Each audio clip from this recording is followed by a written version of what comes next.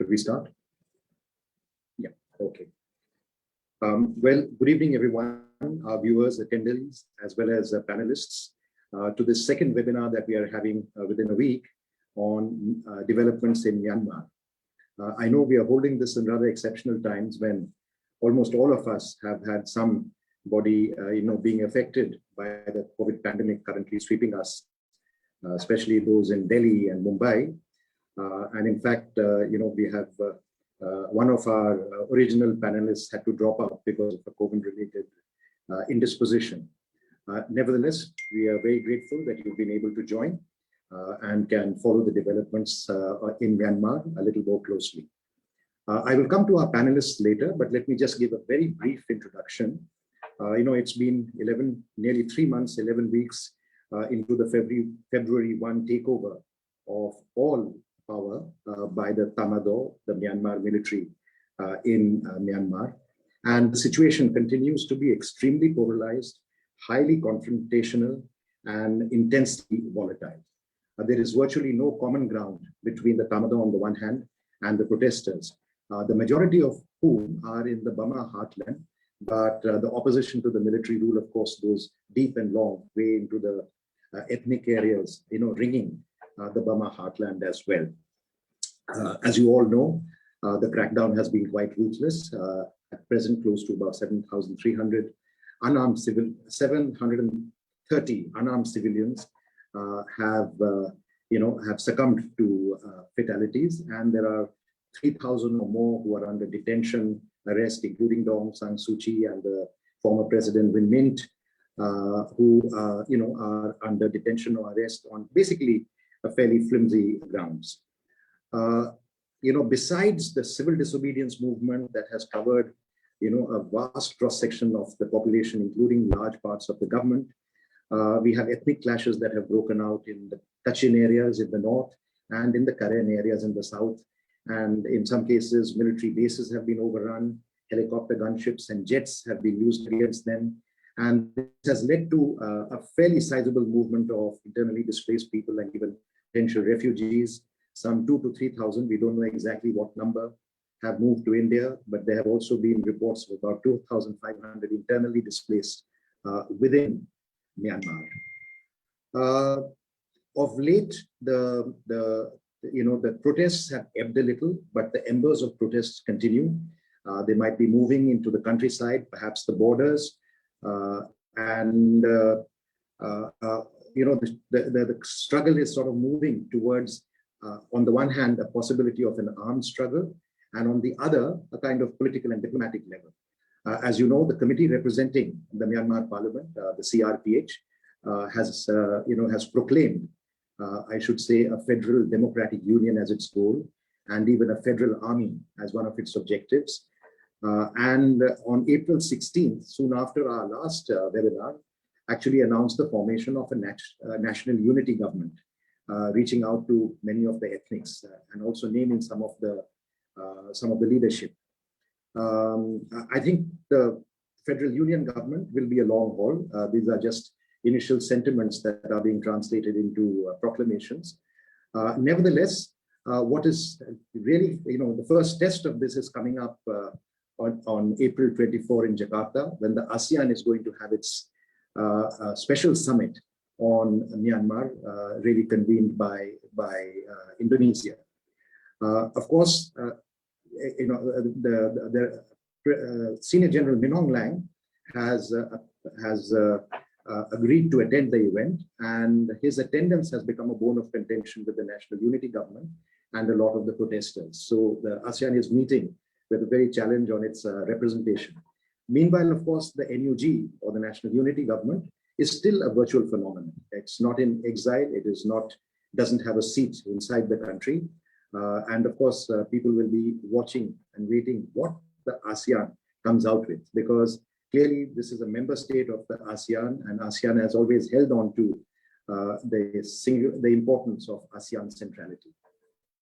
So to discuss, these and other issues, and also its implications for us directly at the borders as well as overall in terms of policy, we have, following the last webinar that we had, in which we had 4 former ambassadors, represented, who discussed whether the present military situation, the takeover of power, was similar to 1988 and its outcome could be similar, or whether in fact this is something new. This time we have four eminent scholars with us, representing sort of diverse streams of scholarship to discuss really the developments in Myanmar, its impact on the Northeast and the rest of India in terms of policy as well as on the ground, the humanitarian challenges that we may face, and of course at the global level also the prospects of the ASEAN summit coming out with at least a mechanism of dialogue, or perhaps even a roadmap for the future. In this context, there are also signs of a kind of nascent, sort of Cold War-like draft, with the US on one side, very strongly advocating and backing the return of democracy, and Russia and China on the other, who have maintained a more cautious approach, and in the Security Council have shielded stronger statements and action against the Myanmar military regime on the grounds that any such action could be counterproductive. So to discuss these issues, we will start today with Mr. Avinash Paliwal, who's a senior lecturer in international relations in SOAS, in the South Asia Institute, and he's also the deputy director of that institute.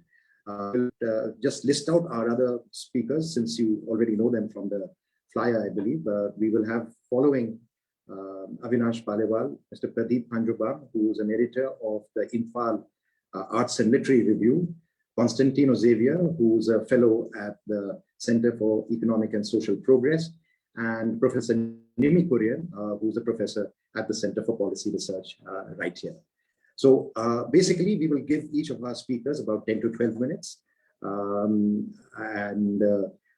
begin with, I will invite Mr. Avinash Paliwal to start the proceedings for today. Avinash. Thank you so much, Ambassador Mukhopadhaya. First of all, I'm deeply honored to be here this evening as part of this very distinguished panel, who specializes on South Asian strategic affairs, as well as has a lot of practical expertise on situations, especially on related to India's East. But before I actually go into my presentation, I would like to kind of also underscore what Ambassador Mukhopadhaya earlier said, that these are truly exceptional times. So I hope all of you who are especially based in India at the moment are staying safe, are staying well. All my wishes are with you, all my thoughts are with you. But on that note, and also to thank Center for Policy Research for having me here, especially Ambassador Mukhopadhaya, for reaching out in the first instance. What I'll do is to begin the conversation, actually to take the conversation forward based on the very kind of wide, important introduction that has already been given by Ambassador Mukhopadhaya. I'll talk about three different aspects of this issue that we are dealing with in Myanmar since the coup that has been initiated on February 1st, 2021. And over the next 10 to 12 minutes, I'll talk about, broadly the internal power centers, or the internal constellation of power distribution that is sort of emerging inside Myanmar, followed by the larger strategic picture outside of the country. And I'll, at the end, dwell very briefly on the implications for India and perhaps the kind of policies India can kind of has adopted till now.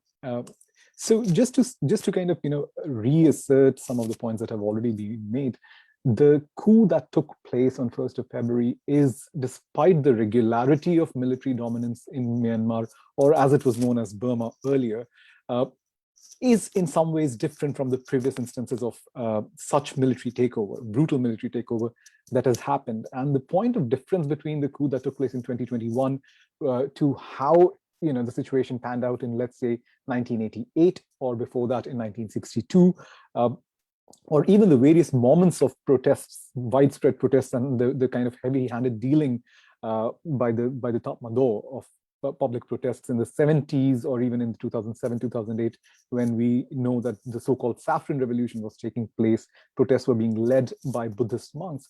The difference in this, at this point in time, is a very strong, a very powerful sentiment across the Bamar Buddhist heartland, which seems to have united, at least on the surface of it, at least the way we see it from the outside, a lot of people across the ethnic, across religious spectrum. Whether it's the Buddhist Bamar demography, which is feeling the pinch of the coup, and not just the NLD government and the power holders, which were elected legitimately based on the elections last year, but the population at large. To see in places like Yangon, in places like Naypyidaw, people rooting for the success of the Kachin Independence Army, which is an ethnic armed organization which came into existence and became active in 1961, but has not really succeeded in terms of tilting the military balance, even in alliance with other ethnic armed organizations against the junta. People in Bamar heartland cheering for them is something which is unprecedented.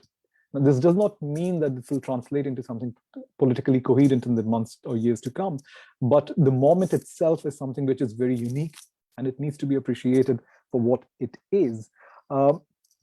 So this is where the situation stands. This is where the elections which were held in last year, they have been completely rejected, quite brutally rejected. The junta, the military dictatorship, has basically control over all levers of power, whether it's use of coercion, whether it's legislative tools, whether it's executive powers. All of them have really been completely taken over, and the only way people can express their dissent then is on the streets, out in protests, in the form of protests that we are seeing, which are sustaining despite the kind of crackdown that Ambassador Mukhopadhaya has already mentioned about.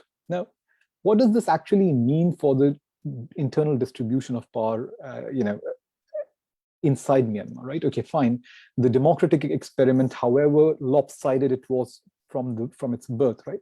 This was not an experiment in liberal democracy. This was an experiment in power sharing to some extent, in which the military post-2008 protests by 2010 agreed to have some sort of electoral political inclusiveness using elections, and would allow the government, whether it's by, represented by political parties siding with the Tatmadaw or the National League of Democracy or other ethnic parties, to actually run be active in terms of daily governance, but would not enjoy the kind of power that the military continued to enjoy regardless of the constitution that came into being.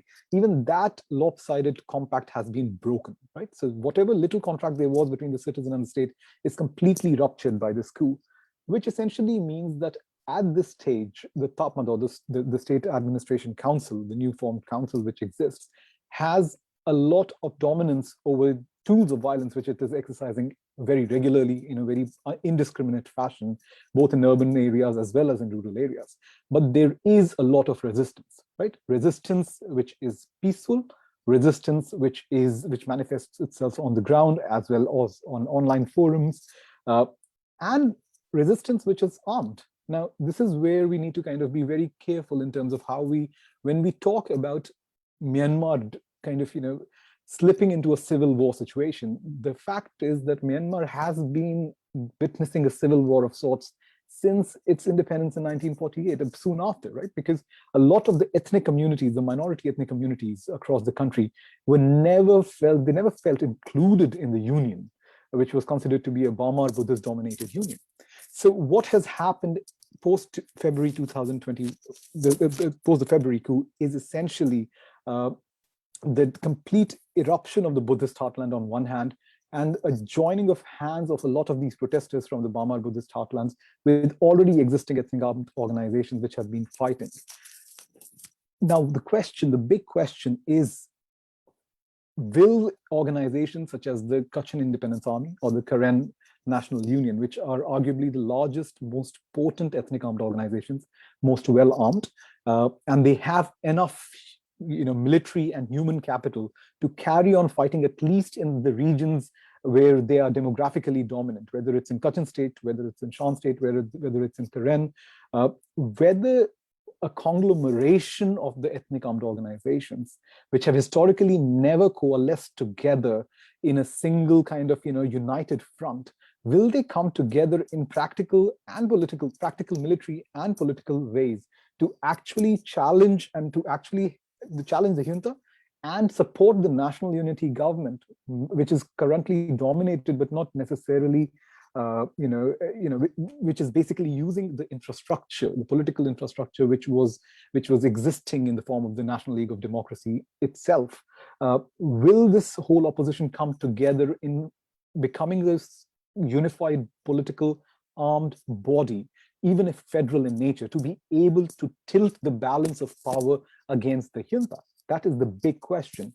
The reactions that we have seen within the ethnic armed organizations, despite this solidarity that we see online, is actually hinting towards that this might not actually realize as easily as one would expect or would have expected it to happen, given the kind of repression that people are facing on the ground.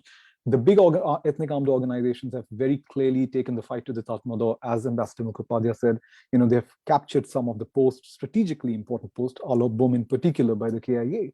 But the fact that ethnic armed organizations in states like Rakhine, the Arakan Army, which is a potent ethnic armed organization, has not become part of the national unity government, despite being supported in its creation or recreation in 2009 by the Kachin, is quite telling. This means that not all is well within the ethnic armed organizations landscape, whether or not they side with the NUG, with the national unity government, whether or not they have that kind of sympathy for the people at large. So this is an issue that continues to fester. It is something that we need to see whether the NUG will be able to overcome these differences within itself, will be able to represent these aspirations of the ethnic minorities, both on, not just ethnic, but also religious minorities.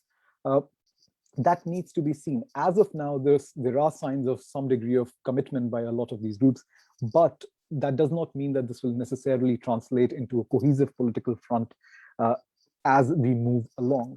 Another power center, apart from the EAOs and the CRPH or the NUG on one hand, and the Tatmadaw or the junta on the other hand, a power center which is not as visible in terms of its military or political outreach, but is very potent, is the Mahana. It's the state council of the Mahanayaka committee, the Buddhist committee. The state Buddhist committee has a considerable power in influencing people's opinion, including people within the armed forces of Myanmar, right? Within the junta, there is a lot of influence that can be exercised. For a long time, since 1st of February, almost 2 months, the Mahana never came out to criticize the actions of the junta, which was quite telling, which is basically saying that the Buddhist, the religious contract, that the junta has, the Tatmadaw has with the Mahana, remained unbroken for a long time. When it did come out and speak out, it was a very clear statement that violence must end. So there was a brief moment where of hope that, okay, the Mahana might actually split up and encourage protesters to go their way the way they have been going. We haven't seen any clear movement since then. Yes, there have been monks who have been protested, who have joined the protesters, whether in Naypyidaw and elsewhere, but we still don't know which side the state council actually is going to sit in case of a crunch situation on the battlefield in the days to come. So this is the broad kind of internal picture that I wanted to introduce you to. The second point that I want to very quickly make is... Avinash, you'll have to hurry up a little, just to remind you. Sure, sir. So what I'll do is I'll leave the implications for India a bit for other scholars to kind of discuss. But just to give a larger picture again about the external power balances, of course, the ASEAN meeting in 2 days later is very important, and it's becoming a bit of a litmus test as to which direction the international community is likely to head, given the Sino-Russian compact versus the US kind of pressures that we are facing in this space. But we have seen that largely the international community, despite its preference for democracy, has not really engaged with the protesters, with the NUG in a manner, at least till now, which would help tilt the balance of favor in favor of the NUG or against the Tatmadaw. The belief that the Tatmadaw remains or is likely to remain very potent or a part of a solution in the future, which partly is a correct assessment, continues to dominate within how regional powers, including India, is reacting to the situation, right? There's a wait and watch approach that many of the countries have adopted. There are a lot of complicated interest sets whether it's strategic interests, economic interests, which are tied into these decision-making. But one thing that we have seen is, despite the desire for democracy, despite the desire among Myanmar's neighbors to see a reduction, an immediate reduction in violence, there is no clear, tangible step, barring, of course, the duels that we have seen at the United Nations Security Council, to actually support one entity or the other in practical ways. Even the sanctions regime, even despite having been expanded by the West, is woefully short in actually changing the calculus of the junta itself. I'll stop right there in respect of time. I wanted to speak about India, but I think I'll come back to it during the Q&A, especially based on what my colleagues would have to say, and I'm sure which would be much more useful than what I have to say on this issue. So thank you so much. No, not at all, Avinash. In fact, thank you very much. That was very interesting, and I'm sure we'll get an opportunity to cover all the points that you've missed out right now, just to give everybody else a chance first.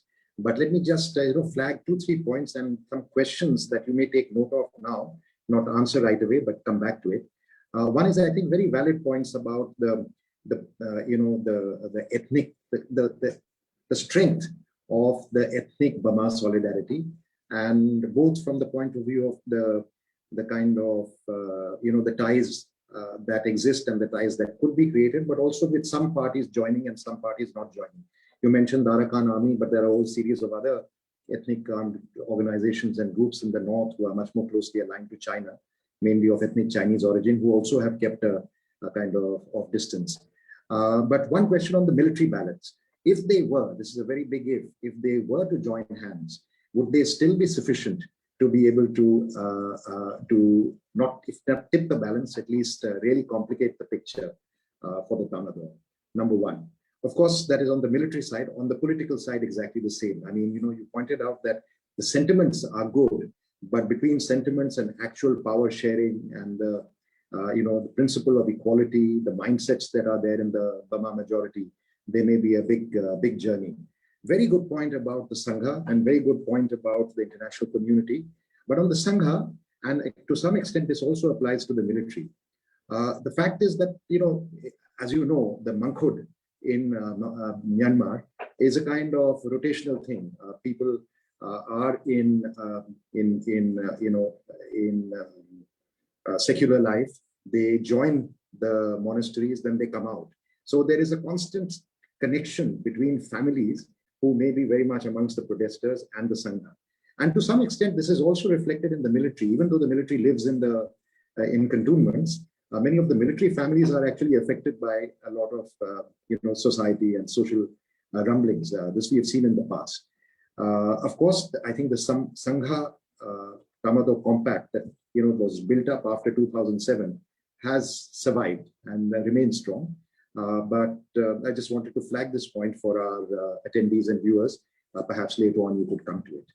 Our second speaker is going to be Mr. Pradip Phanjoubam, a veteran journalist and scholar from the Northeast, from Imphal in particular, the editor of the Imphal Review of Arts and Politics, a former fellow of the Advanced Institute of Advanced Studies in Shimla.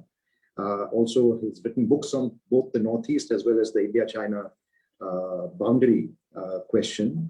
So highly experienced, and also someone who, interestingly, perhaps worth sharing, was one of the observers from the Northeast who attended the signing ceremony of the nationwide ceasefire agreement in October 2015, just before the 2015 elections were held, together at that time with Mr. Zoram Thanga and others. Avinash, with that introduction, the floor is yours. Thank you very much. And I had to go off for some time because the power went off and I had to go switch on the generator. But now it's on, so it's okay. And I was asked to speak on the Northeast, the impact of the trouble in Myanmar on the Northeast. But I will just also touch on things that have been already said by Avinash and others of the nature of military there, and also the nature of the unity which is seemingly coming up at the moment, how far it is feasible and how sustainable it would be. And I've been speaking to a lot of people in Yangon and Mandalay, not lots, but people that I know, and they were quite, they were not very certain if this will work to that extent of fighting the military and all that. because there's also the deep suspicion between the different communities there, and those suspicions are very endemic, and it may not be just easy to wash them away.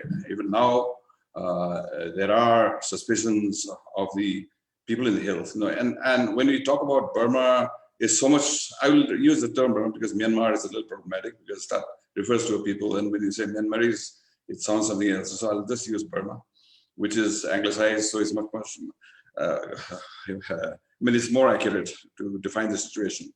So when you talk about Burma, it's also not just one unit. It's not a monolithic kind of country.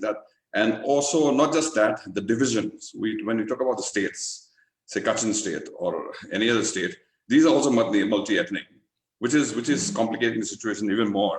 That if you remember before the elections, November elections, the predictions were that the NLD would still come out on top, but the states will distance themselves away from the mainstream politics. So NLD will ultimately have to align with the state parties to form the majority. That was the kind of prediction that we were hearing.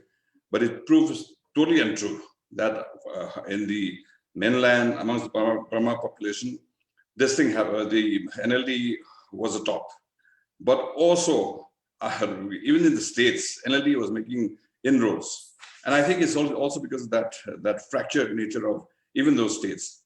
And so when we think of the unity, it's a multi-pronged kind of a fissure that you have to be mending, and it's not going to be very easy. And I can also sense that even now, that the people in Yangon, for instance, were talking about the influx into the Northeast and others, and they were even suspicious that last time when it happened in 1988, the people who returned were actually the Burmans only, mostly the Burmans. The ethnic population which went away were actually looking for opportunities to go to the West. That's the kind of attitude they have in there. So the unity is going to be conditional, that they have the military, which they don't like, and also the distress, the shared kind of distress that the mainstream population is also feeling, is taking them to the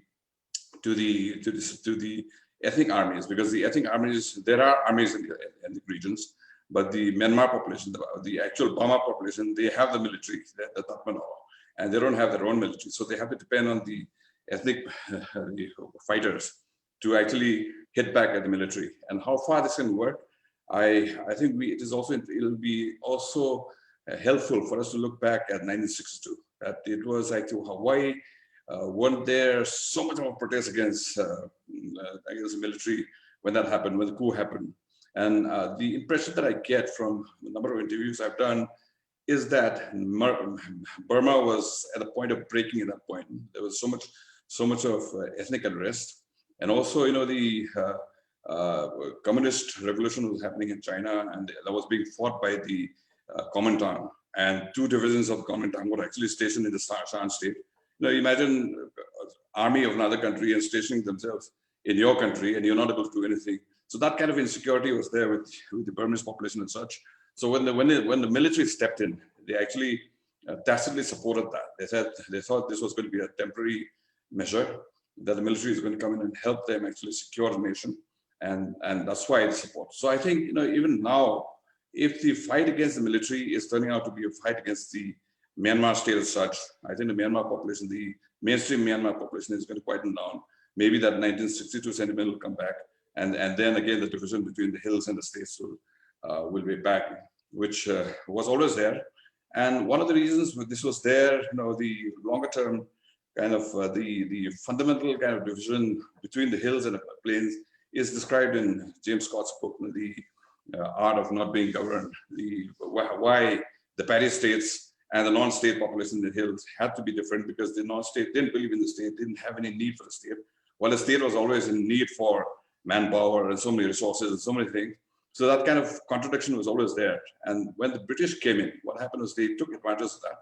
Took advantage in the sense that they were not, maybe not sinister in a sinister way, but very practical way, that you are not able to win over people who are already strongly tied to a nationalism.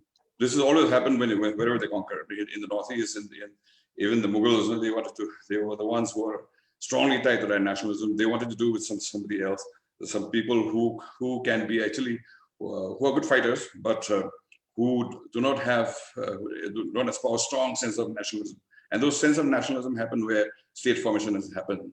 So when they took over Burma in 3 different wars, they had 3 wars. First was, as Alistair Lamb says, that the first war was the only war that the British actually thought this was something to be fought. The second and third were excuses for annexing territories. The third, and in fact, when they waged these second and third wars, Burma was actually protesting that we are, and so one of the reasons, especially the third war, British were actually charging the Burmese that they were getting too close to the French who were there in Indochina and all that. And the Burmese were actually, the Kunmang dynasty, they were actually protesting. No, we are not close to the French at all, but yet they attacked and took over them. So, but the thing that I wanted to say was that when they took over Myanmar, and this is there in Tan Min Su's book, I forget what one of his books. One of his books. The River of Lost Footsteps. The River of Lost Footsteps, and where he was talking about why the British pushed out the Myanmar, the actual Myanmar population, and took on the hills as their allies. I think this had to do with a bit of what Scott said. You have the Myanmar population, the Burma population were already tied to a nationalism, so it's not possible for them to actually win their loyalty unconditionally, which was not the case with the hill population. So they recruited people in the hills as in their army, the British army. And when the World War II came about, the hill people were fighting alongside with the British, and the Myanmar population were fighting the British initially, but later on Aung San changed sides and came on with the British. They also came up to the side of the British. Then what happened was that it was the Burma population which actually inherited what was there in the British administration. And in doing that, the army that was retained was the Myanmar army. The ethnic population who were there in the British army were actually made into, recently there was an article by Bertelinder where he said people's volunteer organization, they were not taken into the army. Only the Myanmar army raised by Aung San was there. So you had another army in the hill, former army in the hill, into another militia. And that's the friction that began in the beginning and later on turned out to be strong insurgencies, strong fights against the center. So that kind of contradiction is that the British were there they were first of all suspicious of any kind of nationalism. As a colonialist, they would be. And so they tried to belittle, disarm the Myanmar population, but arm the hill population. That kind of a thing was already there. I mean, the contradiction was already there even before the British came in the Zomia kind of scenario, which Scott sketches. But this solidified after the British came in.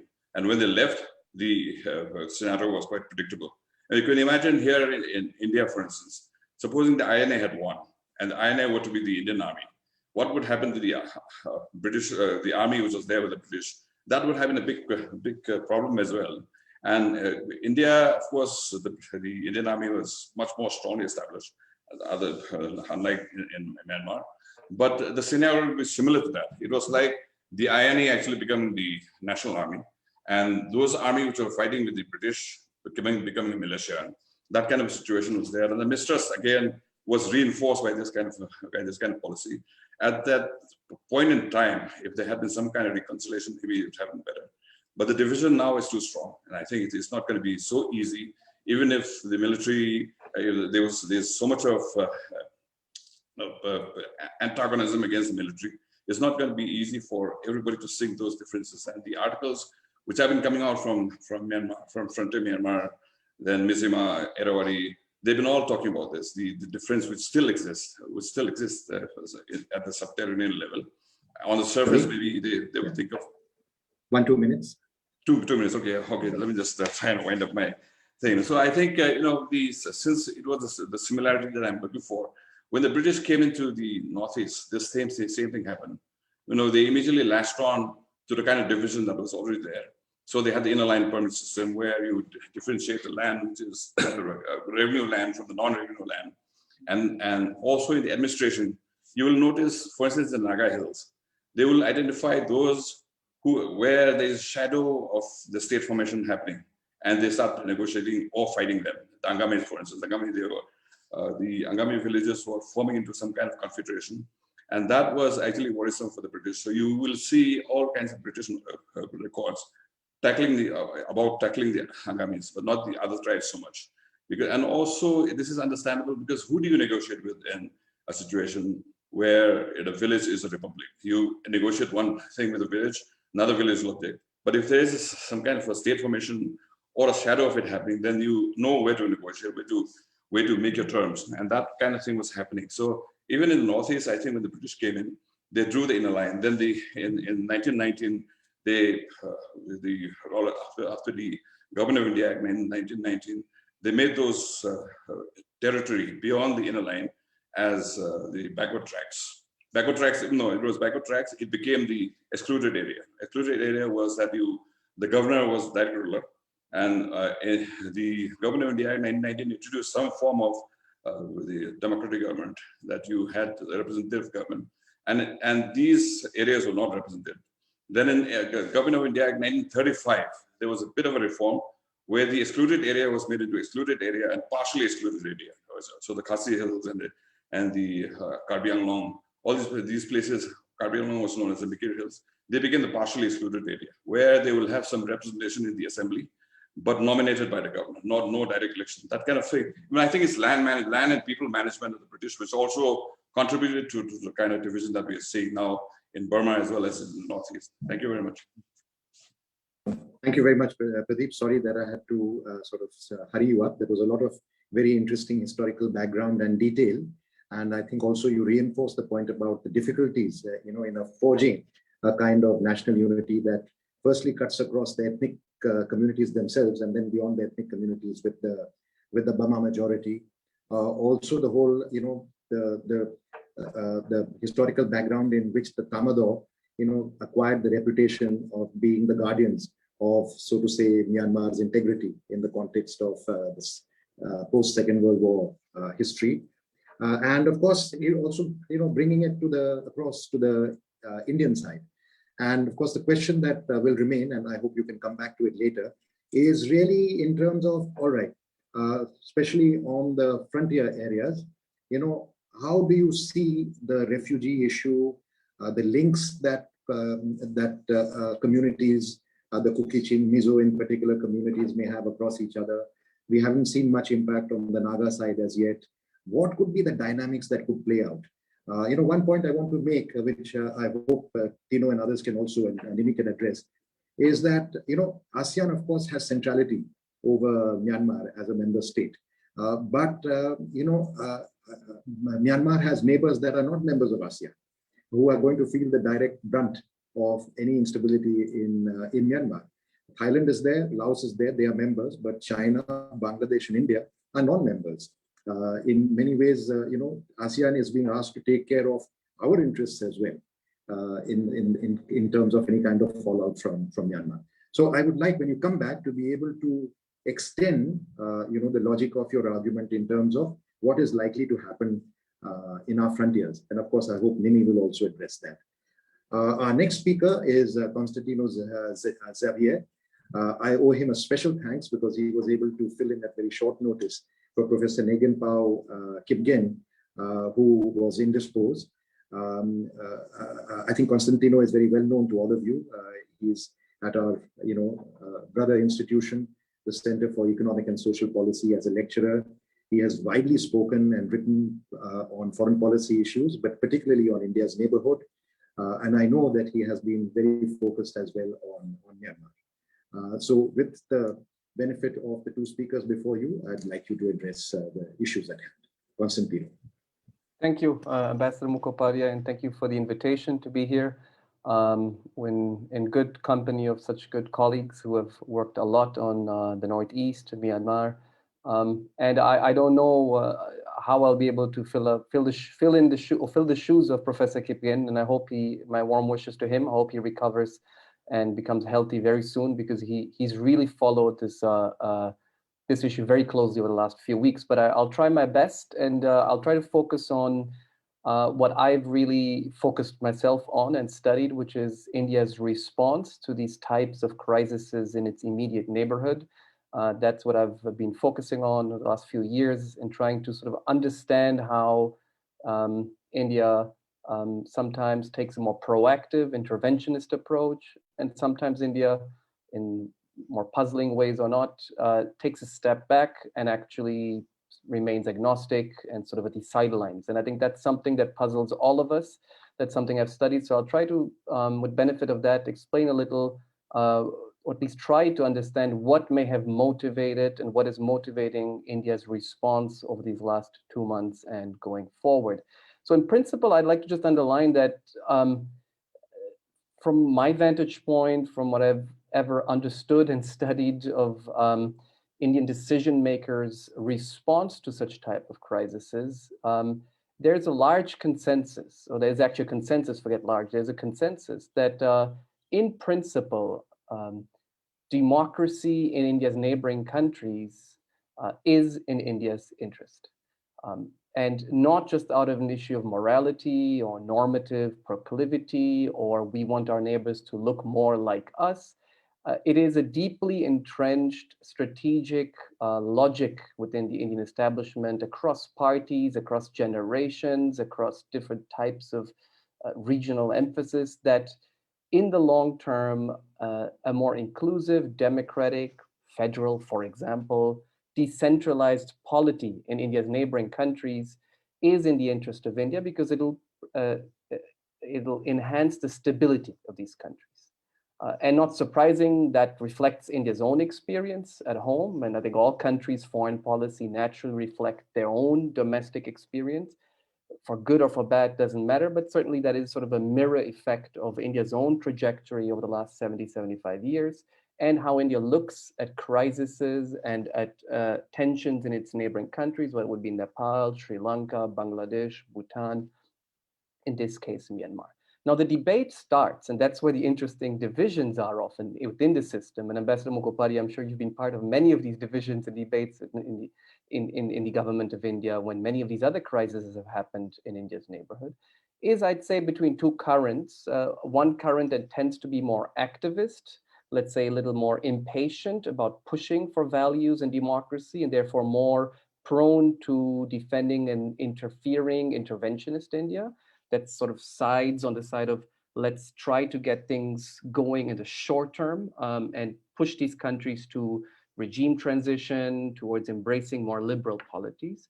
And on the other side, I think on the other extreme, a current that I generally call the agnostic current, that is quite cautious about interference and intervention, is agnostic in the sense of the real term of the word, is not against democracy, but is cautious and certainly doubtful about an immediate, quick, externally facilitated transition to democracy. And I think what we've seen over the last few months in the case of Myanmar is the prevalence of the agnostic current in the Indian system for many reasons that I'll try to explain. But drawing back, and I think it's always interesting to look at these crises in a comparative perspective. If you look at the 2000s, this tells you a lot about a strong correlation between the agnostic current, saying let's stay away, and India's actual leverage and options. I think where India has less leverage to influence domestic conditions, it will tend to be sort of standoffish and more agnostic. And countries where India has a lot of leverage to interfere through diplomatic, military, intelligence, political tools, it will tend towards a more activist approach. So for example, in Nepal, February 1st, 2005, a very similar case. February 1st, 2005, the king declares emergency after suspending the parliament, puts democracy on hold, and the king of Nepal faces the brunt of India because it's a very similar case, a vicious civil war with a very strong domestic angle of repercussions for India across the Nepal-India border. And India obviously took a very proactive approach. The activist current prevailed after a debate. India had leverage. In fact, India's establishment facilitated and midwifed an alternative regime on Indian soil between the Maoist civil war insurgency and the democratic parties to end a regime, the monarchical regime in Nepal. So India had leverage and used it and facilitated what has been, I'd say overall, a successful democratic liberalization of the Nepali polity over the last 15 years. If you look at Sri Lanka, 2008, India had less leverage, but in February 2008, the Sri Lankan government withdraws from the ceasefire agreement that had been signed in 2002 and went on a military offensive to destroy and defeat in a bloody way that ended in May 2009, the Liberation Tigers of Tamil Eelam. What did India do? India had less leverage, stayed on the sidelines, in fact, facilitated in some ways the military offensive, and actually, in that sense, believed that a restoration of order, instability in Sri Lanka after 20, 30 years of civil war was only possible with a military defeat of this terrorist group of the LTTE. And that is what explains India's position from 2008 to 2009, including on not accepting Tamil refugees, unlike in the 1980s and 1990s often. India closed its door to Tamil refugees in the final months of the crisis. And I'll spare the details of that, but India took a very strong position saying this will be the end of this terrorist group, and we will side with the Sri Lankan army and try to mitigate the violence of that, but we will support it. So you see, but India had a less sort of interventionist approach because of its limited options. So if we look at today at Myanmar, and we try to understand what is motivating Indian decision makers' position today, I'd say that we can divide it into two different options. Let's say what India has done and what India has not done. I mean, what has India done so far? One, it has come out with early, clear, continuous statements that diagnose the coup as a problem and as a source of concern to the future of the state stability in Myanmar. India was one of the first countries to come out in the response to the coup in the morning after the coup, making an unambiguous statement, unlike in previous crises. Number two, at the UNSC, at the Security Council, I think India has played an interesting, I'd say unprecedented role in trying to bridge the Western, American, and European positions with those of China and Russia by coming out with a unique statement in the first weeks of the crisis, trying to bridge those positions and basically creating some type of a consensus and a common language and common response to deal with this problem. Third, though India has always exchanged assessments about crises, whether in Nepal, Sri Lanka, and Myanmar in the past with other countries, it has often shied away from saying so in public. But what we've seen over the last 2 months is India having close and open public coordination attempts with the US, Japan, the foreign minister of India, for example, with the counterpart from Indonesia, speaking about Myanmar and possibilities there with ASEAN. So I see India far more engaged in the past in trying to coordinate its approach with those of other actors.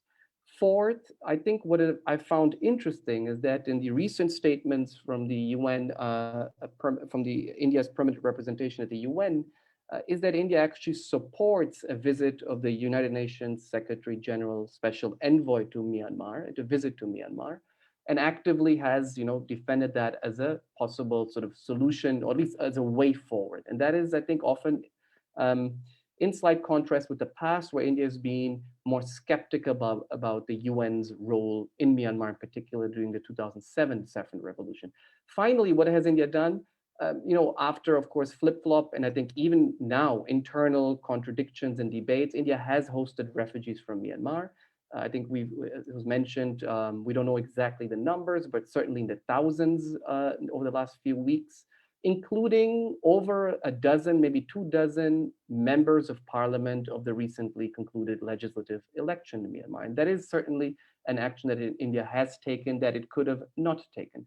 So what has India not done to end at this? I think first is obviously open call for intervention, interference, taking sides. I'm reminded of Ambassador Shamsaran's fabulous short but fabulous piece in 2014 in the context of the Arab Spring and the Syrian intervention, calling out the international community to stick by not so much the responsibility to protect and activism and interventionism by the principle, but instead by a principle he calls the morning after principle, where he actually says that countries should regulate their proclivity to intervene with an introspection whether intervention will actually lead to desirable objectives and results, or will actually create more instability, more violence, and in that sense, create conditions for even more fragility in terms of the erosion of some type of state cohesion and stability. And I think India certainly is now thinking about that and saying we have a very difficult, and I think like Avinash had mentioned, a very difficult decentralized constellation of powers, all competing for power. But certainly among all these, the army is still in more or less control and is the primary center of power, and therefore eroding that in any way could lead us to sort of regret that this morning after principle a few months from now. So second, I think what India has not done, and puzzling in a certain way, I think we don't know what's happening in the background, but it's not pushed and engaged ASEAN as much as expected, and certainly not as much as China. So it's funny to see China actually taking a front driving seat in propelling ASEAN to take a stronger stance on this crisis and empowering ASEAN. We can see it from that angle.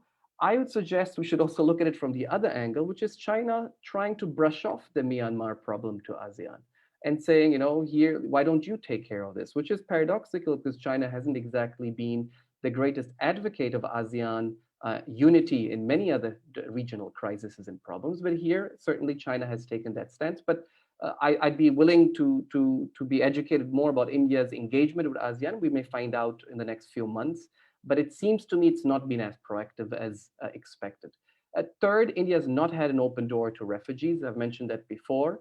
There are good reasons for that, as in previous crises, but in practice, it has opened doors.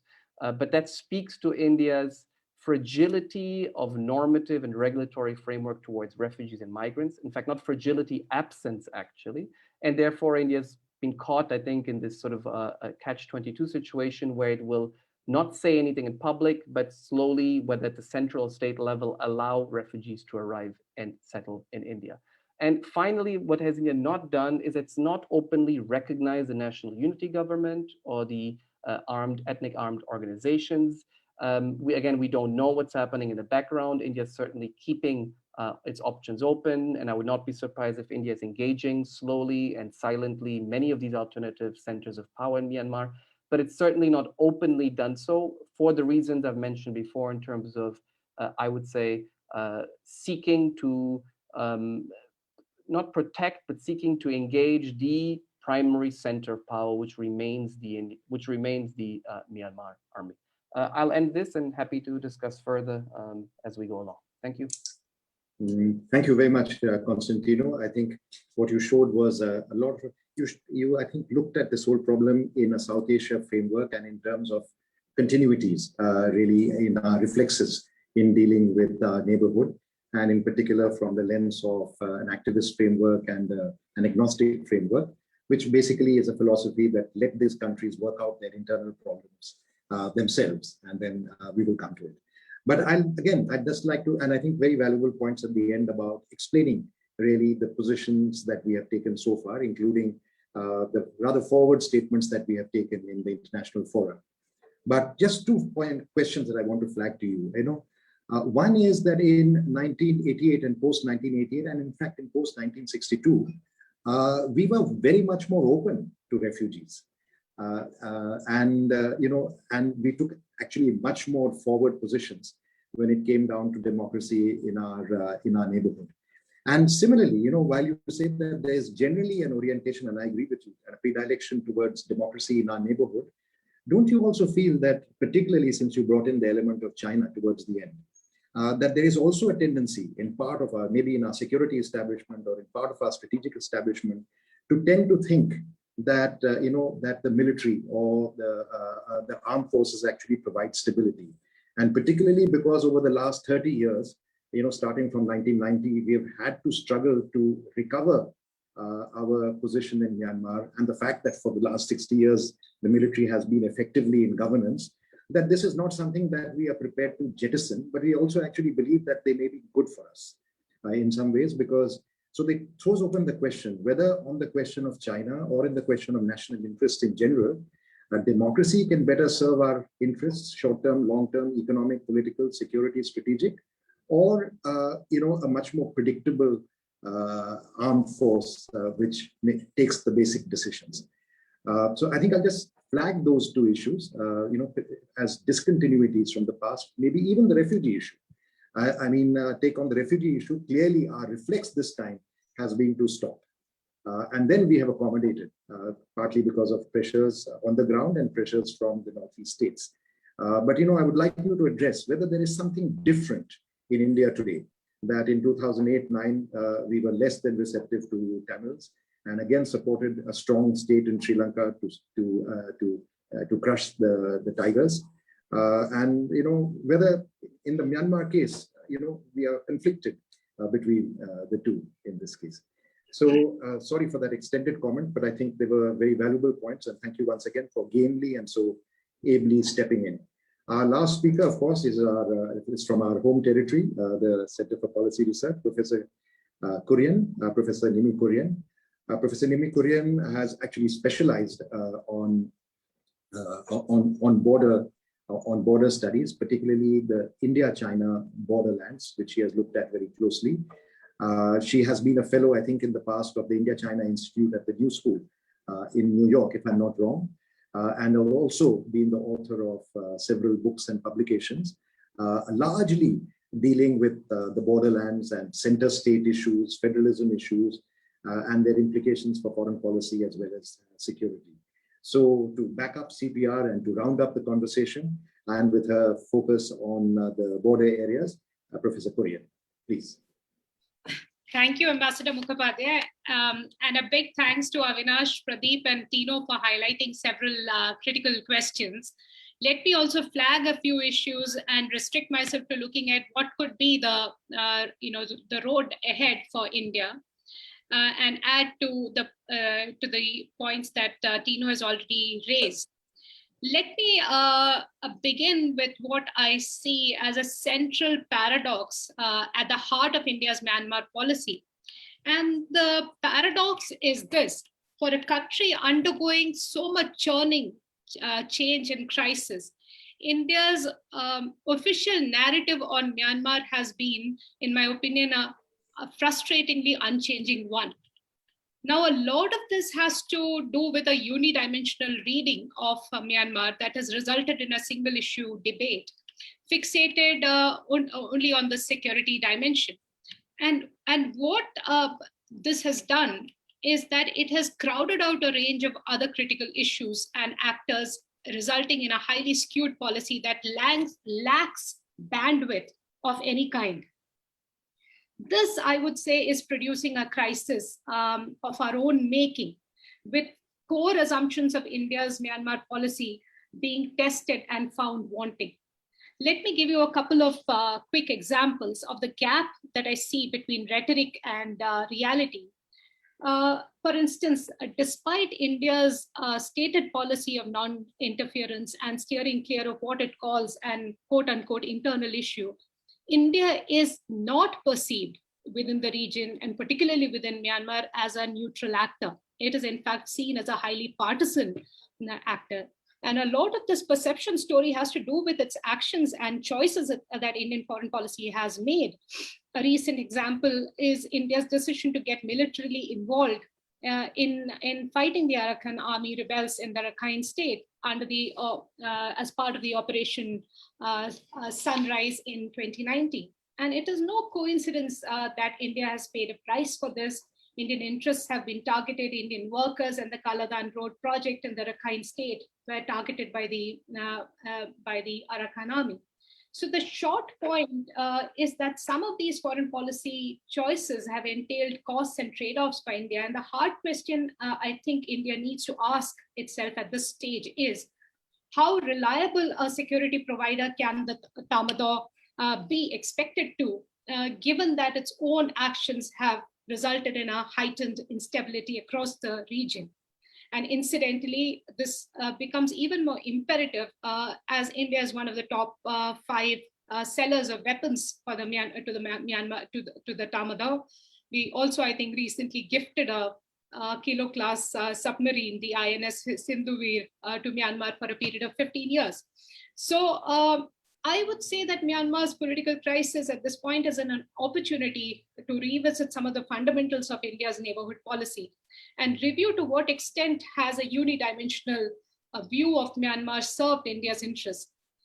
Not doing so, I would say, would sharpen a deeper and a more dangerous paradox in India's neighborhood policy, i.e., even as India has projected Myanmar as the linchpin of its Act East policy, the Northeast itself has ironically remained an outlier in this. So this is, has thrown up a whole bunch of contradictions and distortions. And so, for instance, even as the policy projects Northeast as the gateway of the neighborhood policy, the convening capacity of the Northeast to leverage location has remained limited. And this, I would say, has been a case of aiming low and hitting lower.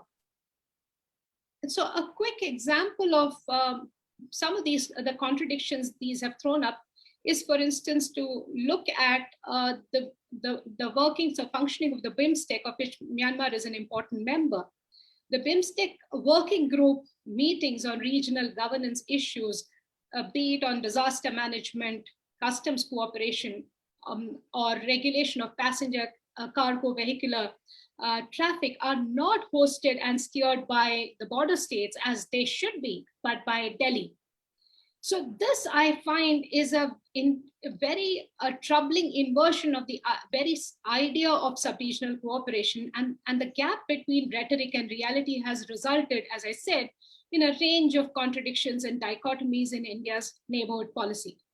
And these, as the present crisis has highlighted, these have also entailed other costs, and most significantly, it has shut out valuable dialogic space and increased the risk of a misalignment that I see between misalignment of interest between the center and the states on key questions of India's neighborhood policy, and differences between Mizoram and the center on the refugee issue that we have seen is an illustrative example of this.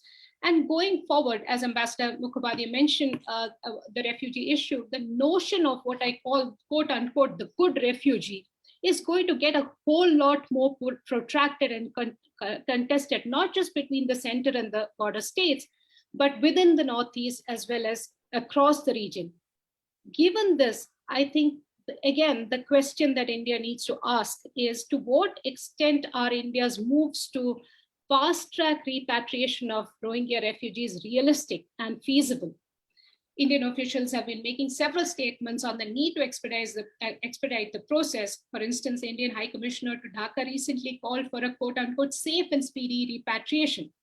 Couple of quick caveats that are worth keeping in mind. One, such a stand will be completely out of sync with refugee sentiment, as is clear from rising refugee activism. Rohingya activists, for instance, have been asserting their right to refuse to return to a land where they are totally unwelcome.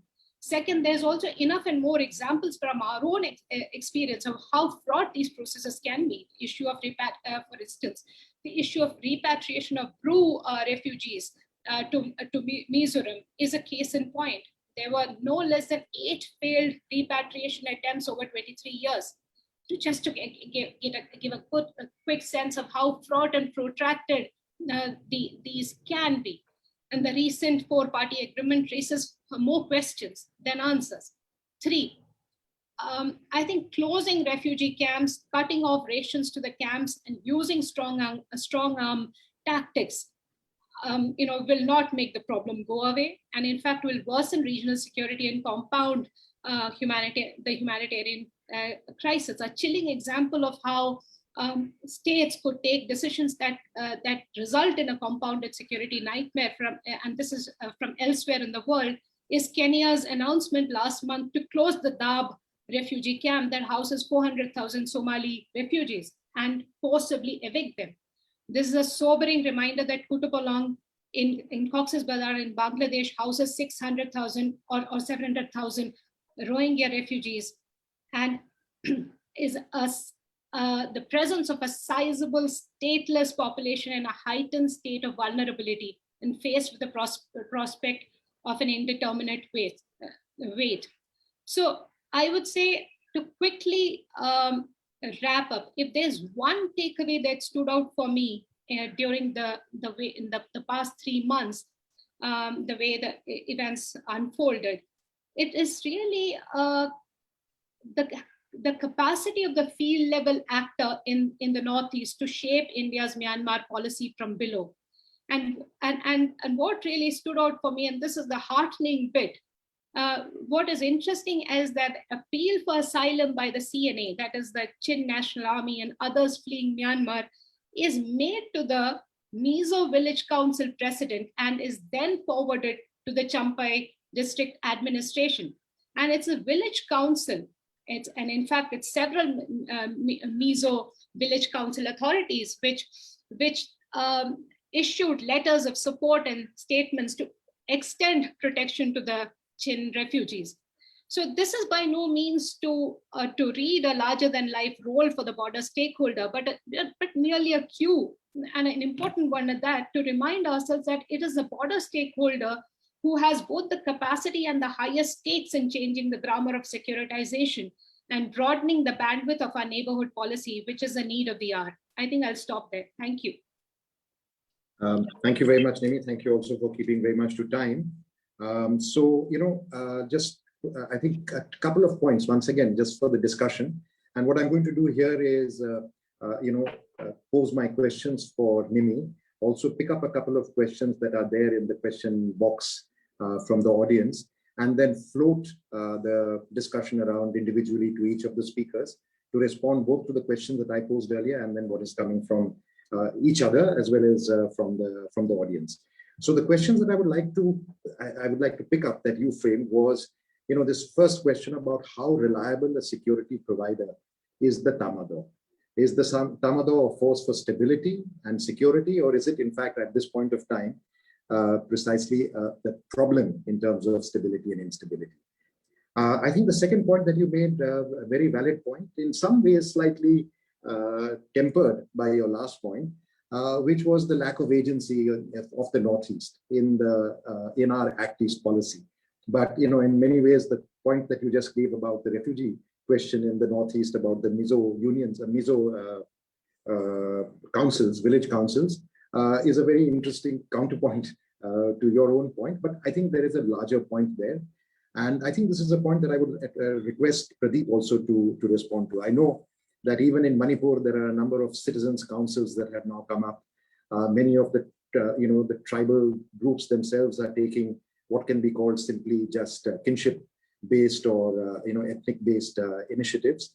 And I would also like you to sort of explore a little, whether these could become problems. We know, for example, in Calais, that there is a Calais Civil Defense Force or Civil Army, something like that. But there are reports that, the Myanmar Kuki groups have also been involved in some of the attacks against the military. And could this have cross-border impacts, not only amongst the Kukis, but maybe even amongst some of the other militant groups in the Northeast? There was also a story in the Nikkei, which Ambassador Shamsaran pulled out last week, about the Tamado actually leveraging their loyalties amongst some of the Meitei groups to target some of the protest groups. So, some of this kind of cross-border impact I would like to explore.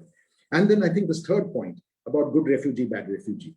So there is a larger sort of sense. And so is there behind a good refugee, bad refugee mindset, let us say, and the distinctions that we are seeing from the past and now, a new bias, A, towards stability and more towards the security forces, and B, towards majoritarianism of one form or the other. And talking about the security forces, the fact is that the Tamado has hosted and has played cat and mouse games with any number of Indian insurgent groups in the Northeast for a long time. They have cooperated at some time, at other times they have not cooperated. And now we tend to be taking them as, somehow as crucial to our security requirements, as though they have been loyalists to us for the last 60 years. Clearly, there are interests that drive them and interests that drive us, and I think it's the coincidence of interests that is probably driving this process. So I made those points, but there are three questions from the audience. One which I don't entirely clear. Peace and good development necessary for Myanmar? I presume it is. Second question, do you think a strengthening of federal structure in Myanmar will be an enabler to a better democratic Myanmar? Perhaps Avinash, maybe you could take that question. And then the presence and activities of members of parliament from Myanmar who are now in India, is that a diplomatic predicament for New Delhi? With the questions that I posed earlier, any reactions to each other during the discussion and the questions from the audience?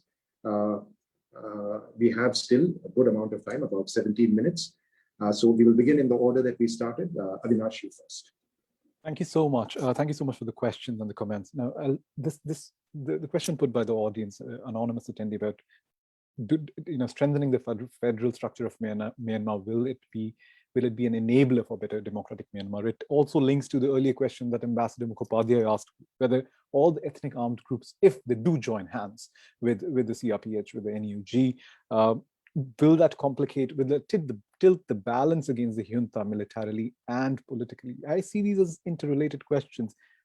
Very clearly, yes, in my view, strengthening the federal structure is in the interest of the people of Myanmar as well as India, right? It will facilitate better democratic existence, better management of differences between the country, which are deep-rooted. And I completely agree with Pradip. These are intense, deep-rooted kind of sociological issues, the differences which have just never been addressed in genuine honesty. And perhaps this is an opportunity to address them. Whether or not it will happen is a different matter. India can support that process. India must support that process. And even if, for example, despite the emerging differences between the Kachins, Karens, the Shan and the Arakan armies, even if they all join hands, no, sir. The answer is they by themselves with the NUG will not be able to tilt the balance against the junta, right? Neither militarily nor politically. But, and this is where I think the big but comes, and it links to India's response and Tino's kind of very helpful framework of activist versus agnostic approach. Their joining hands today will complicate Myanmar army's existence in some fundamental ways that it has not faced till now. It will not be able to exercise, just to give an example of Rakhine, right? The Tatmadaw has been fighting the Arakan army for 3-4 years, very bloody battles, and has actually lost a lot. They keep having all these big technologies procured from Russians and trying to use that to support their own kind of cause. But the fact is their combats are not as good in actual combat, human combat on the ground when they meet the ethnic armed organizations, and that we saw both in Rakhine, in Shan, in Kachin, as well as in Karen areas. And that is something from a military standpoint we cannot we cannot overlook. So if they do join hands, whether or not that leads to a federal NUG-led government or not, unlikely, it means that we are looking at a very prolonged period of instability. And this is where I would inverse the whole argument of the morning after principle. Look, the morning after can go either which way. In India's case for Myanmar, the morning after looks grim either way at this stage. Even if you focus yourself on supporting the Tatmadaw or the junta because you see it as a force of good or stability or whatever, in my personal view, it is not a force of stability. The kind of nationalism and the kind of interest sets that it has, it is deeply antithetical to India's own national interests right now, has been for a long time. It has not been supportive as the way we would want it to be on the kind of insurgent groups that operate across the Northeast. And if anything, if one goes back to the issue of support, at the peak of insurgent violence in late 80s and 90s, it was actually the ethnic armed organizations in Rakhine, in Kachin, which actually practically supported India to launch Operation Bajrang and launch Operation Rhino, regardless of their efficacy of the operation, to actually make them effective. They denied space and shelter to the Naga and the Assamese groups, not the Tatmadaw, which has been kind of playing, as Ambassador Mukhopadhaya said, a cat and mouse game. So this issue, my last point based on that, is this idea of activist and agnostic approach. I completely agree with you, right? I mean, India has capacity constraints, which is a very strategic kind of limitation as to how far it can probably go as far as Myanmar is concerned. In Nepal, it has better access, perhaps better capacities, but more immediate interest, at least in its own view. But that has not always been, again, if I misunderstood your point, apologies for that, but this has, capacities have existed as far as India's capacities in Myanmar goes earlier. the activist stance that Rajiv Gandhi took in 88, post-88, there was a simple fundamental problem. He basically gave up on the junta and started talking to everyone else. What we need at this point, and which can be delivered with the existing capacities, both in the overt and the covert domain, is a diversification of relations. If tomorrow, we need to consider this as well, if the NUG collapses or fails to take off, the Kachins and the Karens who are fighting will not give up their interests just like that. They are thinking of a mini statelet model like the VA state. And that is something, and Arakan Army's decision is very highly indicative of how the ethnic armed organizations, if the Burmas don't get together in challenging the Tatmadaw in earnest, right? The NUG and the NLD infrastructure doesn't kind of maintain its coherence politically and perhaps develop militarily. They will want their cake, their share of their pie. They have shed blood after this coup and have been shedding blood. So this is a situation where I think China would actually benefit most. It will be able to punish Min Aung Hlaing for doing something that China did not want, without losing its own kind of footprint across the country, which it has diversified since 2015, and having lost all the capital that has been coming, aid and investment from Japanese and other countries. So in the long term, the Russians have got an arms procurer in the form of the Tatmadaw, and the Chinese have got all their different statelets, whether it's the Kachin or the Shan or the Va, who are operating on their own kind of quasi de facto status. And this is something which will be a horrible scenario, both from a political as well as security and strategic sense for India. And I think this is why perhaps at this particular moment, the morning after principle that you mentioned, Ambassador Shyamsaran, that actually should drive us into diversifying relationship, whether or not we fail, to actually see if something can be brought together. No one says that you give up on the Tatmadaw. That's a failed strategy. Even the ASEAN is realizing that. But the problem is not having that kind of outreach with other groups is it's going to hurt India's national interest in both the immediate and the long term as we move forward from this point on. Thank you. Thank you very much, Avinash, and thank you for handling all the questions very squarely, coming from all sides. In effect, you're saying that we need to think in advance. We need to preempt rather than react. Okay. Before I turn to Pradip, there is, I want to acknowledge a number of very distinguished people in the audience, and I'm very happy to see people from Myanmar, people from the Northeast, and of course, people very much here from our think tank establishment, former diplomats as well. And amongst them, I recognize Mr. Denzel Abel, who has raised his hand, and I would like to pose a question. So before I turn to you, Pradip, is there a mechanism for Denzel to be able to make an oral question, or does it have to be typed? Would someone clarify that? Is it possible to give the microphone to Denzel? Yes, I think so. Denzel, I think you need to unmute yourself, please. You have the floor. Could you hear me? Yes, very well. Good to see you. We can't see you though. Yeah, I don't think you can see me. Can you see me? No, we can't see you, but we can hear you. Yes, thank you very much for thinking of me and inviting me to this very august forum. It also, as you know, we had several conversations when you were ambassador in Myanmar, and this encounter here is particularly important for me because Myanmar is at a stage where the configuration has changed completely, where the Burma majority is coming out now in solidarity with the rest of the ethnic minorities, and they are seeing the brutality of a regime that has ruled over this country for 60 years.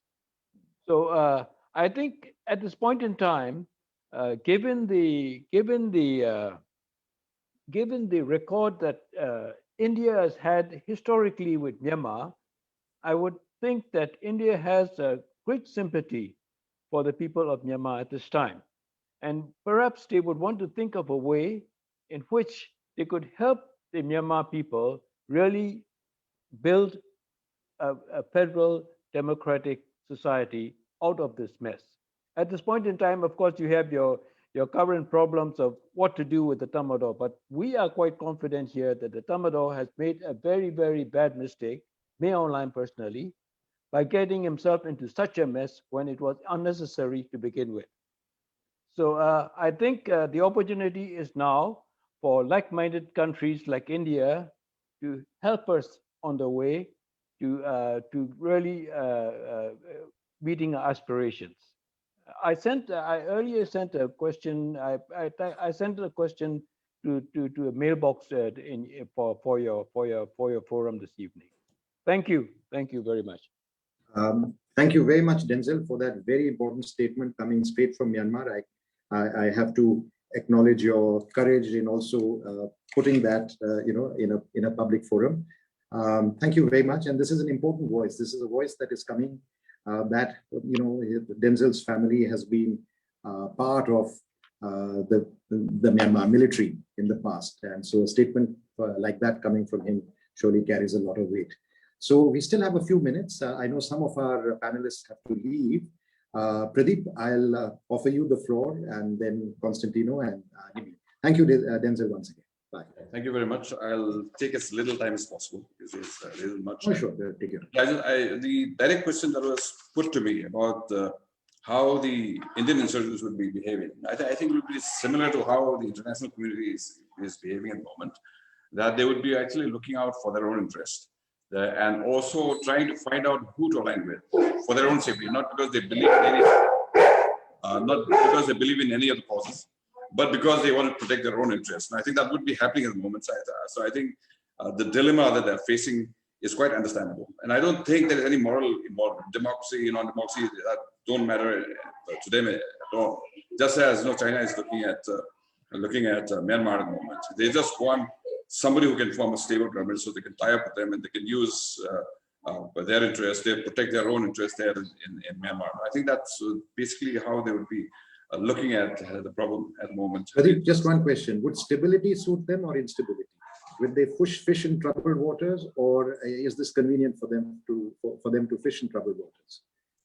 Would there be ungoverned spaces that they could utilize in Myanmar? Yeah, sorry, there was a dog in the background. Yeah. So I was saying, saying that they would be actually wanting to take care of their own interests. So there's no moral question involved with that. And I think it's very much the same with how the international community is looking at Myanmar at the moment. They want to know who is going to be the most stable kind of formation and tie up with that, because you do need Myanmar. A lot of nations do need Myanmar, and especially China.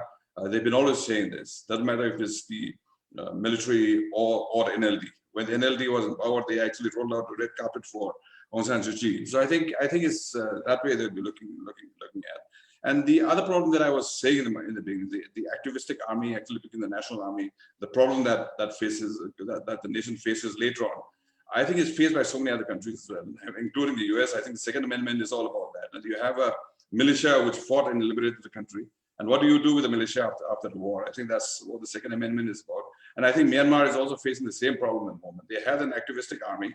Aung San actually led that. They took on the role of defense as well as some kind of a social political role as well. That they are protectors, they are the guardian of the nation. That kind of an impression they created for themselves. And that is actually, that hangover is still coming on now. And I think it's staying on to some extent with the people as well. So when it came to the crux in 1962, why the Myanmar people actually didn't really protest that coup was because they thought they saw the army differently. So I think that has to be taken care of. That has to be purged. One of the biggest challenges before Myanmar today is actually to purge their army of that role, of that kind of an image. They are a professional group meant to defend the country, but they don't have a political role. I think that is the first thing they have to do. And also the other thing about federalism, I do agree that it has come about if a problem has to be solved. And if you remember, when we had that other discussion on the ICWA, I was talking about the moral imagination, that you don't have to be equating everything on the materialistic kind of a scale, but there is also the thing called moral imagination, that a handshake can actually solve a lot more problem than all the guns and balance of power and all that. So I think that kind of an outlook has to come in. And unless this thing comes in, I think the Tatmadaw is still much stronger than the rebel army. First of all, it'll be very difficult to reunite them. As so many people have also said, that it will be like herding cats into a disciplined kind of regiment, which is not going to be very easy because everybody, each one of those groups right now, okay, you have a very overt kind of a challenge, so they'll be united. But once this challenge is overcome, then it's going to, the difficulty is going to be in the unification that is after the fight. And I think the people will be already anticipating that now, even now, when they're fighting their adversary now, the Tatmadaw, they'll be already seeing what the future would be like in the new kind of environment. And I think that's a big challenge. And I think the imaginative kind of leadership that has come about, probably Aung San Suu Kyi will have that kind of capability, but also she also was swept, as we saw, by the national sentiment when in the treatment of the Rohingyas, for instance, when they defended the military in The Hague when this thing came up about the genocide thing. So I think it's not going to be so easy for Myanmar to settle this problem. But I think the foremost thing, I don't think the Tatmadaw can actually be pushed aside easily, as Berkeley Littner has also recently written. And also the Tatmadaw is going to hang on to power as if it was life and death, because you are out of power now, you're never going to be back, first of all. And maybe a lot of them will end up punished in prison and all that. So I think it's going to be a fight to the finish. And since in this kind of a situation, power flows out of the barrel of the gun, and they have the biggest guns, that we have to remember. And unless there is big intervention from the international community, I don't think, in terms of military strength, that the people of Myanmar cannot face the Tatmadaw quite effectively. Thank you very much. Thank you, Pradip. Power flows from the barrel of the gun, and in Myanmar, the military has all the power, including the police power. So yeah, things are really tilted against them. One very important voice from the audience, just want to reflect that, which is Ambassador Tariq Karim, former ambassador of Bangladesh to India, who says India should stop procrastinating and dithering. Okay, last few interventions. Constantino, I think there was a lot thrown at you. You may like to respond, and then we'll move over to Nimmi. Thank you. Excellent points, comments. I wish this was going on for another hour or so. That's at least I'd like to discuss with Pradip, Nimmi, and Avinash much more, because these are complex issues. But a few points. One, Ambassador Mukhopadhaya, when you said, was closing the borders a reflex to refugees? Absolutely. But that's how the Indian state operates. Whether it was shutting down the internet because some exam papers get leaked, whether it's shutting down the economy because there's a pandemic. And certainly history has shown us for the last 75 years that traditionally India has shut down borders as a first step, yes, when it guesses any major refugee inflows coming in. But that's a history, I think, that comes from a long time back, and that's a state reflex beyond any. I'd like to see, maybe we'll find out sooner or later that there's been a particularly ideological approach to this border under this current dispensation under Prime Minister Modi. I'm not convinced yet. I've seen this in the line of continuity as a reflex of closing down borders, whether it was the Tamils at some point, including with Nepal, in some other cases, Bangladesh, you've mentioned, etc. Number two, is there a government of India biased towards the military as a unique source of stability? Yes, again, I'd say yes, but that's again a bias that has always been there, not towards the military, which happens to be the center of power in Myanmar, but towards any major center of power in any of India's neighboring countries. That is the bias of the Indian state, to recognize where power lies. Second, assess if that power is keeping lines of communication open, which sometimes has not happened, which then leads India to take a more coercive approach or look at alternatives. But here we have a power center that is still the major primary power center in Myanmar. And number two, as far as we know, has left all lines of communications open up with Delhi and has engaged Delhi in the background. So naturally, I'm not surprised by that bias, but I understand the words of caution from all of us and from Avinash in particular, that what I've seen often in the past is that by focusing on the short-term engagement, you're actually contributing to a long-term scenario in that country, right? Because you cannot just look the other way and engaging and hoping that the long-term things will work out in favor of democracy. there are costs to engagement. The fact that India today is engaging more or less the Myanmar Tatmadaw is shaping the situation. I think not much, because India doesn't have much leverage, but certainly is. So sometimes that is a risk, and that's a very difficult cost-benefit analysis. Third, I think we need to unpack the Indian state. Let me come now, after speaking about two assessments that are very macro. What I've learned a lot is because you mentioned, Ambassador Mukhopadhaya, the security establishment as having some type of a bias towards the security establishment. Certainly organizational cultures, Indian army, Myanmar army, diplomats, civilians, political activists here, political activists there. That's natural linkages between similar actors. But I think it's quite puzzling to see how different actors in the Indian state have taken very different positions on different countries. It's not always that the security establishment, in particular the military in India or the intelligence in India, has always taken a pragmatic, statist, realist approach. In fact, often the Indian external intelligence has taken the most pro-democracy interventionist approach. RAW in many cases has pushed in a very sort of interventionist pro-democracy approach in many of its neighbors. And sometimes it's been the diplomatic establishment and the political establishment that have been quite conservative and cautious about India pushing for progressive policy. So there's at least 5-6 different centers of power within the Indian state, not to forget the center state level, also complicating the picture. Next point is on diversification, absolutely. But I would sustain that never before has India's range of actors in Myanmar been more diverse than today. And Ambassador Mukhopadhaya, you have contributed to that while you were in Yangon. It comes from the late 90s that India has diversified its policy towards Myanmar well beyond the Tatmadaw. So I don't buy the idea that the Indian government somehow is stuck on the military in Myanmar as the only source of partnership and connection between both sides. I'm thinking of the economic stakeholders, the different states in Myanmar, the peace process and the engagement with the EAOs that India has had in parallel. There's beyond the NLD with other parties, by the way. The NLD has not been a favorite of India from the 1990s, and there's been many different political parties that have been engaged by India. So I think diversification has happened, is being done. And the last point I want to end it with is what can be done. I think Avinash's question is excellent about what should be done, but that something should be done more. But my impulse is always what exactly? Not talk to the junta. Rajiv Gandhi did that, but under very different circumstances in '88. The system was decrepit and in collapse. The system had actually given up the state in 1988 in August, September.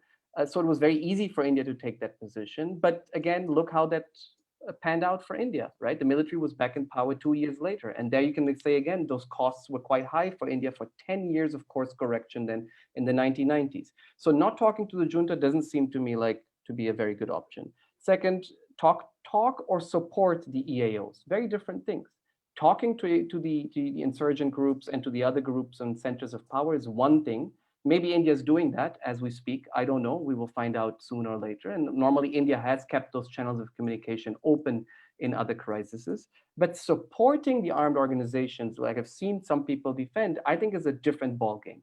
That means India would now be actually supporting, whether through political support, statements, military support, intelligence support, financial support, these armed organizations and different centers of power.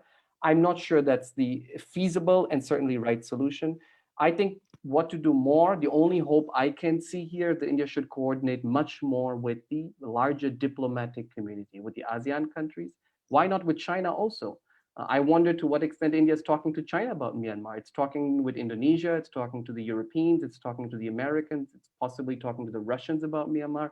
But certainly there I see scope for India to do more in the sense of possibly coordinating more its position and putting collective pressure on the army to return to some type of democratic order in the shorter rather than long term.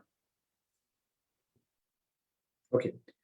Thank you, Constantino, for again, handling those questions very squarely. Points very well taken, and largely, I don't think anyone can quarrel with them. And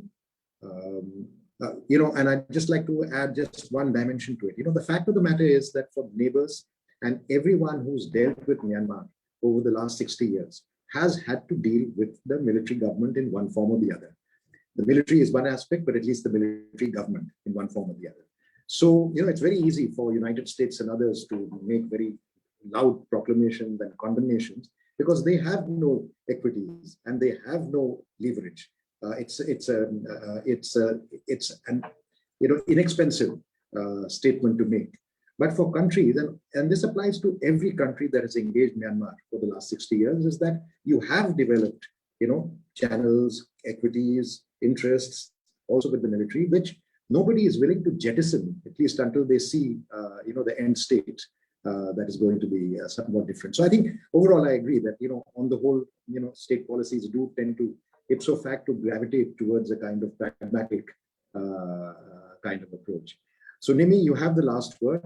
I think you've heard the discussion and we've had some interesting Q&As. We have had some interesting observations from the audience. And I think on behalf of CPR, you can round it up for us. Thank you, Ambassador Mukhopadhaya. Just a quick response to the question you raised about the counterpoint that I mentioned about India's Northeast as an interlocutor in India's neighborhood policy. This is precisely my intention. The argument that I want to make is to rescale, it's imperative really, it's the need of the hour is to rescale Indian foreign policy if you need to understand the dynamics and you really need to rescale it and look inward, inward the gaze as it were, to understand, and if you were to only remain fixated at the formal, you really get a very skewed understanding of this lack of momentum at the formal level, which checks the convening capacity of the border states. But when you look at the informal or at the borders, you actually see a very different picture of the capacity of the border stakeholders to shape outcomes from below, and that is the argument that the counterpoint that I was making. It is really that currently there is this disconnect, but you really need to unpack that and decenter and disaggregate to be able to understand and capture some of that dynamics. And just a quick, point to add to what you asked broadly about India's refugee policy. I would say I think that this is a fundamental shift in India's refugee policy. You can compare it. You mentioned Bangladesh. You compare it to 1970s. This is a country which hosted 10 million refugees at a time when its economy was very near collapse. And very interesting, innovative ways and to try and tide the economic sort of impact was to really one of the ways to tide to cushion the impact was the refugee relief tax priced at 5 paise. And so this is to mop up some of the economic distress. So I would say this is a country which has had a very rich and a history of refugee protection that one can be very proud of handling complex population movements. So at this point, one would assume that given that rich history, India would be a natural shaper of a larger normative debate within the region, a regional conversation on unpacking the refugee. At this point, it is a black box. You need to unpack it. Not all refugees are illegal immigrants or are not terrorists. So it is essential that we unpack that and populate that definition to look at, for instance, women at risk, unaccompanied children. And the humanitarian crisis that is facing Myanmar today, that the Mizoram Chief Minister Zoramthanga referred to, is a real one. So it's by diversifying that list and unpacking that list that India can actually make very substantive contributions the debate. Yeah, thank you. Thank you very much, Nimmi. I think you've given us actually two new web discussions. One is on what would an Act East owned by the Northeast look like, or with a stronger ownership of the Northeast look like. And of course, this very live issue, which is visible all over, is on this question of, whether we have a refugee policy, whether we should have a refugee policy, and if we do, what form and shape it should take place. So we've exceeded our time. There's one sort of question that has been addressed to me, but I'll just simply answer. It's a question about whether we should, as a South Asian power, we should engage Myanmar, whether there's a civil or a military dictatorship. My answer is yes, of course. I mean, that's exactly the point that we've been making, that, countries that have equities that cannot abandon them overnight. But then again, we need to make a distinction between military dictatorships as they are, and military dictatorships that at a particular point of time, as we are seeing today, is virtually railed against their entire population, and is as we speak, is killing a lot of their own people, and it doesn't represent majoritarianism or minoritarianism, Buddhism or another religion. It is in effect, or it appears to be, I would say, acting against its own people. I would still say that there are very good reasons why we should keep open our channels of communication that we have developed over the years, in order to at least, engage them in conversation, whether they have made a mistake, whether there are ways out. Maybe tomorrow the Myanmar army needs a way out of this. So I'm strongly for engagement, but whether everything should be business as usual under current conditions, that is a question that I think we need to ponder. So I think with those words, thank you very much, all our very distinguished panelists. I think all of you brought very in-depth, very informed, very expert perspectives, knowledgeable perspectives. I hope that our viewers and attendees have benefited from the insights that you have all brought. And once again, on behalf of the Center for Policy Research, I would like to thank first Avinash Paliwal, who had to leave because he had an engagement, Constantino Xavier for stepping in very gamely and sportingly at short notice, Pradip Phanjoubam representing us from the Northeast, and Professor Nimmi. Thank you again, and goodbye.